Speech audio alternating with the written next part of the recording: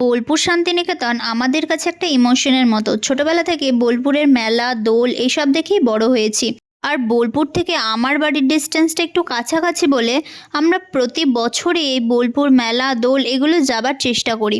এখন ব্যস্ততার জন্য আর সেরমভাবে প্রতি বছর অ্যাটেন্ড করা হয় না, কিন্তু এই বছরে কি জানি ভাগ্য ভালো থাকার জন্য সমস্ত কাজ শেষ করে একদিন ছুটি বের করে সবাই মিলে বেরিয়ে পড়েছিলাম বোলপুর মেলা দেখবার উদ্দেশ্যে। যদিও এটা আমাদের প্ল্যান ছিল না মেলাতে যাবার, আমরা ঠিক করেছিলাম সোনাঝুরি যাব, বাট জানি না কি মন হলো মেলায় ঢুকে পড়েছিলাম। আর মেলা দেখতে দেখতে তো ব্যাস, মেলা তো শেষই হয় না। আর বোলপুরের মেলা এতই বড় হয় যে সেটা একদিনে পুরোটা কভার করা সত্যিই অনেক চাপের। বাট আমরা মেয়েরা আমরা তো ঘুরে দেখবই, আর মেলায় ঢুকলে তো একটা দোকানে কিনতে কিনতে আর একটা দোকানে যেতে অনেকটা টাইম লেগে যায়, এই করতে গিয়ে আর সোনাঝুরি হাটে যাওয়া হয়ে ওঠেনি।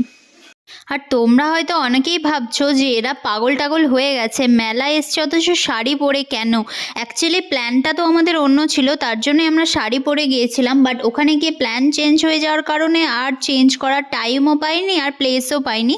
সো শাড়ি পরেই আমরা মেলা ঘুরেছিলাম। আর বিশ্বাস করো এত কষ্ট হয়েছিল, তারপর থেকে আমরা ঠিক করে নিয়েছিলাম আর কোনো দিন শাড়ি পরে যাব না, কারণ ট্রেনে যাবার সময় তো এত ভিড় ছিল। এই মেলার টাইমে আর দোলের টাইমে অলওয়েজ ট্রেনে ভিড় থাকে, তো আমি সেটা জানতাম, বাট তার সত্ত্বেও আমরা গিয়েছিলাম যেহেতু সোনাঝুরি হাটে যাব, ওখানে অনেক ফটো তুলবো তার জন্য। বাট সেটা যখন ফাইনালি হলো না, তখন মেলায় ঘুরতে গিয়ে আমাদের শাড়ি পরে খুব একটা কষ্টের ব্যাপার হয়েছিল। বাট কিছু না, আমরা সেটাও ম্যানেজ করে নিয়েছিলাম। আর এখানে দেখো পান, এত সুন্দর পান বিক্রি হচ্ছিল, এত রকমের পিঠে বিক্রি হচ্ছিল, সবগুলোই আমরা ঘুরে ঘুরে দেখছিলাম। তারপরে আমরা এখানে পিঠে খাচ্ছিলাম। অ্যাকচুয়ালি আমি পিঠে খেতে অতটাও ভালোবাসি না, বাট এখানের পিঠেটা ভালোই লেগেছিল। তারপরে দেখো দুপুরবেলা হয়ে গেছিলো, মেলা টেলা ঘুরে আমার খুব খিদে পেয়ে গেছিলো, আমার সাথে এদেরও খুব খিদে পেয়ে গেছিলো। আর আমরা ডিসিশন নিয়েছিলাম কোনো ফাস্টফুড না, বোলপুর গেছি যখন থালি খাবো, তো তার জন্য আমরা এখানে নিরামিষ থালি খেয়েছিলাম। আর একটা দিদি ছিল পামেলা দি, ও যেহেতু নিরামিষ খাচ্ছিলো তাই আমরা সবাই নিরামিষ খেয়েছিলাম। বাট এখানের খাবারটা জাস্ট দারুণ ছিল, এত সুন্দর সুন্দর খাবারের টেস্ট ছিল যে কি বলবো। এখানে ডাল আলু পোস্ত সমস্ত বাঙালি খাবার এখানে খুব সুন্দর ছিল।